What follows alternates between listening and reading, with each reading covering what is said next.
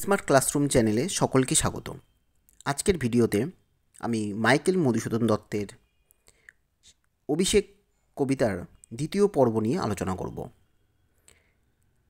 মধুসূদন দত্তের এই অভিষেক কবিতাটি 106 পংক্তির একটি দীর্ঘ কাব্য।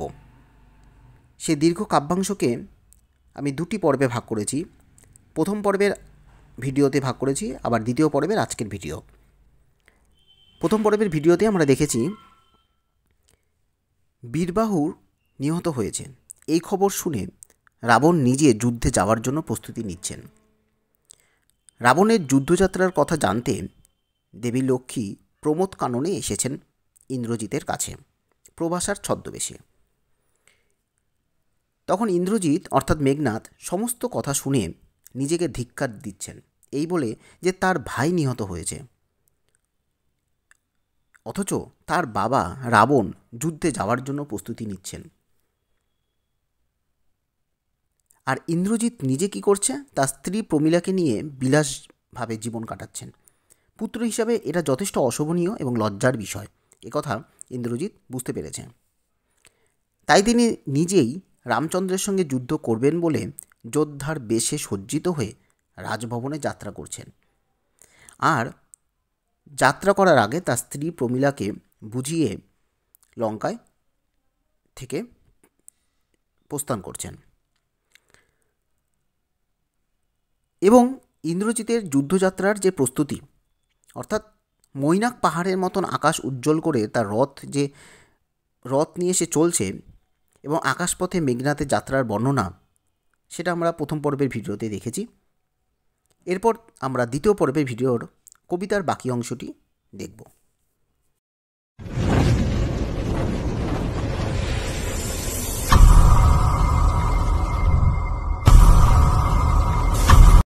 এই পংক্তিতে আমরা দেখছি আকাশপথে মেঘনাদ যুদ্ধসাজে সজ্জিত হয়ে যুদ্ধযাত্রা শুরু করেছে, সেই সময়কার বর্ণনা। এর পরবর্তী যে লাইনটি রয়েছে, উঠিছে আকাশে কাঞ্চন কঞ্চুক বিভা, এর মানেটি কী?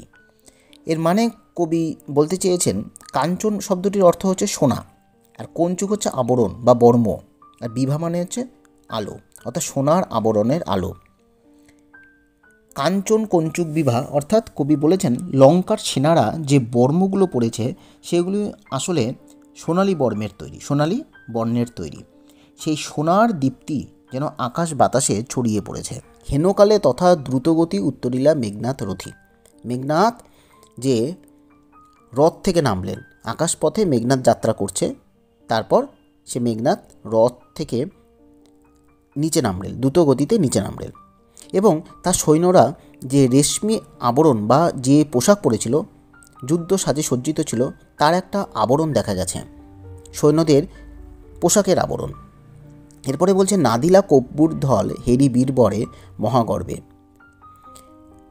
নাদিলা মানে হচ্ছে চিৎকার করা, কব্বুর দল অর্থাৎ রাক্ষস দল, বীরবর অর্থাৎ এখানে মেঘনাথের কথা বলেছেন। মেঘনাথ রাক্ষস দলের সাথে চিৎকার করেছে, মহাগর্বে চিৎকার করে আসছে। তখন রাবণকে বলছে, নমিপুত্র পিতার চরণে করজরে কহিলা, হে রক্ষ কুলপতি, শুনেছি মরিয়া নাকি বাঁচিয়া আছে পুনরাঘব। অর্থাৎ পুত্র মেঘনাথ পিতা রাবণকে করজোরে প্রণাম নিবেদন করেছেন এবং নিবেদন করে জানিয়েছে, হে রক্ষ কুলপতি অর্থাৎ রাক্ষস বংশে শ্রেষ্ঠ তুমি কি শুনেছ মরিয়া নাকি বাঁচিয়ে আছে পুনরাঘব। অর্থাৎ রাঘব অর্থাৎ রামচন্দ্র নাকি মরেও বেঁচে আছে, নাকি এটি মায়া পিত বুঝিতে না পারে। অর্থাৎ পিতা রাবণ কিন্তু সেটা বুঝতে পারছে না, এটা কি রাঘবের কোনো মায়া। অর্থাৎ প্রভাসার ছদ্মবেশে দেবী লক্ষ্মীর কাছে সেটা শুনেছিল যে রামচন্দ্র বেঁচে গেছে।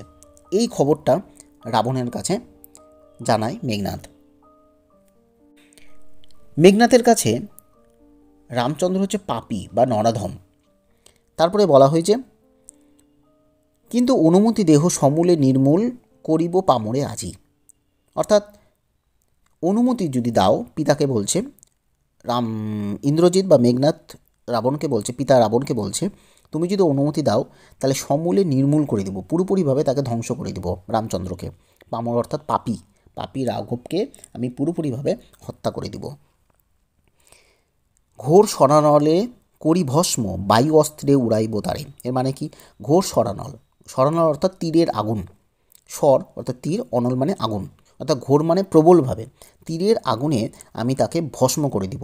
এমনকি যে আমার যে বায়ু অস্ত্র আছে, অর্থাৎ আমরা জানি যুদ্ধ করতে গেলে আমাদের যে সেনাবাহিনী রয়েছে, ভারতের সেনাবাহিনী, সেখানে যেরকম মিসাইল আছে, বিভিন্ন যান আছে, সেরকমই সেই সময় মেঘনাথের কাছে অস্ত্র ছিল। সেই অস্ত্রটা হচ্ছে বায়ু অস্ত্র, সেটা ভয়ানক একটি বায়ু অস্ত্র। বায়ু অস্ত্রে উড়াইতে চাইছে কাকে? রাঘবকে। উড়াইব তারে নতুবা বাঁধিয়া আনি দিব রাজপদে। আমি তাকে উড়িয়ে দিব, নতুবা তাকে রাজপথ অর্থাৎ সেই পদে আমি বেঁধে আনবো, রামচন্দ্রকে আমি বেঁধে তোমার কাছে হাজির করব। এটা রাবণ পিতাকে জানাচ্ছে মেঘনাথ। এরপরের যেটি পংক্তি আছে, আলিঙ্গি কুমারে চুম্বি শির মৃদস্বরে উত্তর করিলা তবে স্বর্ণলঙ্কাপতি। এরপর রাবণ এ কথাটি শুনে পুত্র মেঘনাথকে শিরে অর্থাৎ মাথায় চুম্বন করলো এবং মৃদুস্বরে বলল, স্বর্ণলঙ্কাপতি, রাক্ষসকুল শেখর তুমি, অর্থাৎ রাক্ষসকুলের শেখর, অর্থাৎ তুমি শ্রেষ্ঠ, রাক্ষস বংশের তুমি শ্রেষ্ঠ, তুমি বীর, তুমি মহাবীর, তুমি রাক্ষসকুলের ভরসা, তুমি হচ্ছে রাক্ষস বংশের ভরসা মেঘনাথ। এইভাবে রাবণ মেঘনাথকে সান্ত্বনা দিচ্ছে, তুমি তো রাক্ষস বংশের শ্রেষ্ঠ। এই কাল সমরে নাহি চাহে প্রাণ মম পাঠাইতে তোমা বারংবার। মানে বলছে কাল সমর মানে কি?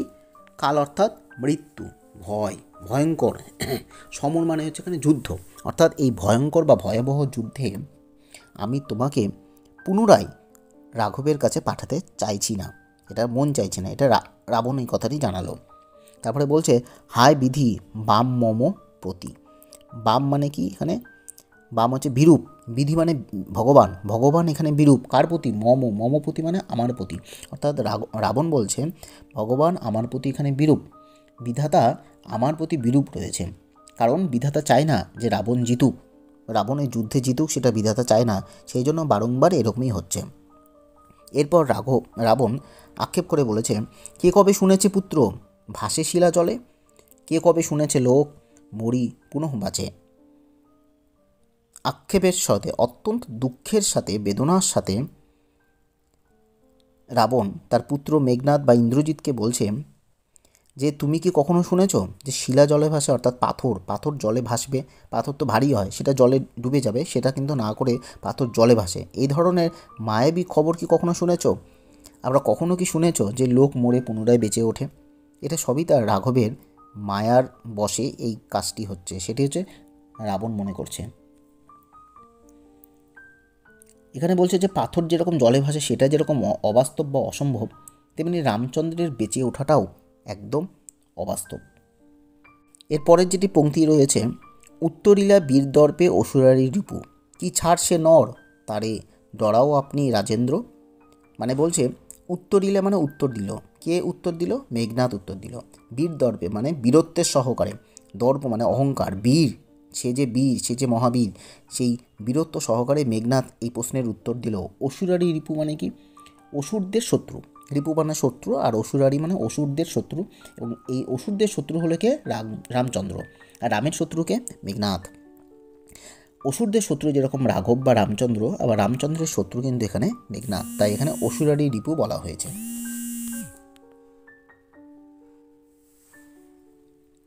এরপর বলেছে, কি ছাড় সে নর তারে ডরাও আপনি রাজেন্দ্র। কি ছাড় বলতে এখানে পিতাকে আশ্বাস দিচ্ছে, আপনি ডরান মানে ভয় পাচ্ছেন কেন রাজেন্দ্র, আপনি ভয় পাচ্ছেন কেন? পিতাকে আশ্বাস দিয়ে কথাটি বলছে। পুত্র থাকতে পিতা কেন যুদ্ধে যাবে? এটা ইন্দ্রজিৎ পিতা রাবণকে বুঝাচ্ছে যে পুত্র যখন বেঁচে আছে তাহলে পিতা কেন যাবে, এটা যথেষ্ট দুঃখের কথা, যথেষ্ট আক্ষেপের বিষয়। এরপর রয়েছে, থাকিতে দাস যদি যাও রণে তুমি এ কলঙ্ক পিত ঘুষিতে জগতে। মানে কি? মানে বলছে দাস থাকতে অর্থাৎ পুত্র থাকতে তুমি কেন রাবণ হয়ে, রাক্ষস রাজা হয়ে তুমি কেন সেই সামান্য কীটের সঙ্গে যুদ্ধ করতে যাবে, রাঘবের সঙ্গে যুদ্ধ করতে যাবে, যেটা যথেষ্ট রাক্ষস বংশের একটা লজ্জার বিষয়। তা সুতরাং এটা একটা কলঙ্ক হয়ে উঠবে, তা তুমি যেও না, এটা পিতাকে আশ্বাস দিয়ে পুত্র বলছে। হাসিবে মেঘবাহন এবং এই কথাটা যদি জানতে পারে যে মেঘ বাহন অর্থাৎ ইন্দ্রজিতের কথা বলা হচ্ছে, ইন্দ্রজিৎ স্বর্গে ইন্দ্রজিৎ এই কথাটা শুনলেও কিন্তু হাসবে। ঋষিবেন দেব অগ্নি যে আছে সে অগ্নি দেবতাও কিন্তু রুষ্ট হবেন অর্থাৎ রেগে যাবেন, কারণ অগ্নি হলো আমরা জানি মেঘনাথের উপাস্য দেবতা, আর অগ্নির উপাসনা করে মেঘনাথ। তাই বলছে যে অগ্নি যদি রুষ্ট হয়ে ওঠে তাহলে মেঘনাথ কিন্তু যথেষ্টই খারাপ হয়ে যাবে। তাই মেঘনাথ নিজে না গিয়ে পিতাকে যদি যুদ্ধ পাঠাচ্ছে কথা যদি অগ্নি জানতে পারে যে যথেষ্ট সে রুষ্ট হবে। তাই মেঘনাথ ভাবছে অগ্নি রুষ্ট যদি হয়, অগ্নিকে উপাসনা করার ক্ষমতা কিন্তু তার নেই, অর্থাৎ অগ্নিকে সন্তুষ্ট করার ক্ষমতা তার নেই। তাই তুমি এই যুদ্ধযাত্রা যেও না, এই ভয়ঙ্কর যুদ্ধে আমি যাব। তাই বলছে 2 বার আমি হারানো রাঘবে, কি বলছে ঋষিবেন দেব অগ্নি বলছে 2 বার আমি হারানো রাঘবে, আর 1 বার পিত দেহ আজ্ঞা মোড়ে। আমি 2 বার হেরেছি রাঘবের সঙ্গে, কিন্তু আরেকবার তুমি আমাকে আদেশ করো, আজ্ঞা দাও, তাহলে আমি এবার রাঘবকে শেষ করে দেব প্রাণে। দেখিব এবার বীর বাঁচে কি ঔষধে, অর্থাৎ মেঘনাথ বলছে কি বলছে, দেখিব এবার বীর, এই যে বীরটাকে এবার আমি দেখব কোন ওষুধে কোন মহামায়ায় মহাবলে রাঘব এবার আমার হাত থেকে বাঁচতে পারে, সেটাও আমি দেখব। সে কথাটাই মেঘনাথ পিতা রাবণকে জানাচ্ছে। এরপরের যেটি পংক্তি রয়েছে, কহিলা রাক্ষসপতি, তখন রাক্ষসপতি অর্থাৎ রাবণ বলছেন, কুম্ভকর্ণ বলি ভাই মম, তাই আমি জাগানো অকালে ভয়ে, হায় দেহ তার দেখো সিন্ধু তীরে ভূপতিত। মানে কি, কুম্ভকর্ণ বলি এখানে রাবণের ভাইয়ের কথা বলা হচ্ছে। রাক্ষসপতি যে রাবণ সে বলছেন কুম্ভকর্ণ আমার বলবান ভাই, তাকে আমি অকালে জাগাবো, মানে সে তো ঘুমিয়ে থাকে, 6 মাস ঘুমায়, এবং এই কাঁচা ঘুম যদি তার জাগায় তাহলে কি অবস্থা হতে পারে। হায় দেখো তার দেহ সমুদ্র তীরে পড়ে আছে, যেমন বর্জাঘাতে গিরিশৃঙ্গ অথবা বৃক্ষ পড়ে আছে। তাই এখানে বলেছে দেখো, আমি জাগানো অকালে, আমি যদি অকালে আমার ভাই কুম্ভকর্ণকে জাগিয়ে ফেলি, তাহলে সিন্ধু তীরে ভূপতিত অর্থাৎ সিন্ধু তীরে তার শরীরটা পড়ে থাকবে, গিরিশৃঙ্গ কিংবা তরু যথা বর্জাঘাতে। গিরিশৃঙ্গ অর্থাৎ এখানে সমুদ্র তীরে পড়ে থাকবে, অথবা বর্জাঘাত অথবা গিরিশৃঙ্গ অথবা বৃক্ষ সেখানে পড়ে আছে। তবে যদি একান্ত সমরে ইচ্ছা তব বৎস আগে পুষ্ট ইষ্ট দেবে, মানে বলছে তবে যদি তোমার একান্তই যুদ্ধে যাওয়ার ইচ্ছা থাকে তবে বৎস আগে তুমি একটা কাজ করো। কি কাজ? ইষ্টদেব যে আছে সেই ইষ্টদেবের পূজা করো, ইষ্টদেবকে খুশি করো। তারপরে বলছে যে নিকমিভিলা যজ্ঞ সাঙ্গ করো বীরমণি, সেনাপতি পদে আমি বরিণু তোমারে। মানে বলছে নিকমিভিলা যজ্ঞ সাঙ্গ করো বীরমণি। নিকমিভিলা যজ্ঞ কি? নিকমিভিলা যজ্ঞাগার হচ্ছে এক নির্জন এলাকা যেখানে অস্ত্র মজুদ থাকতো রাবণের। সেখানে অগ্নিদেবের পূজা করে রাবণ বলছে যে তুমি অগ্নিদেবের পূজা করো, তোমার ইষ্ট দেবতা যে আছে তার পূজা করে তাকে সন্তুষ্ট করো। তাই তো এখানে বলেছে যে সেনাপতি পদে আমি তোমাকে তখনই বরণ করব যখন তুমি নিকমভিলা যজ্ঞাগারে ইষ্ট দেবতাকে পুজো করে তাকে সন্তুষ্ট করতে পারবে। তারপরে কি বলেছে, দেখো অস্ত্রাচলগামী দীননাথ এবে প্রভাতে যুঝিও বৎস রাঘবের সাথে।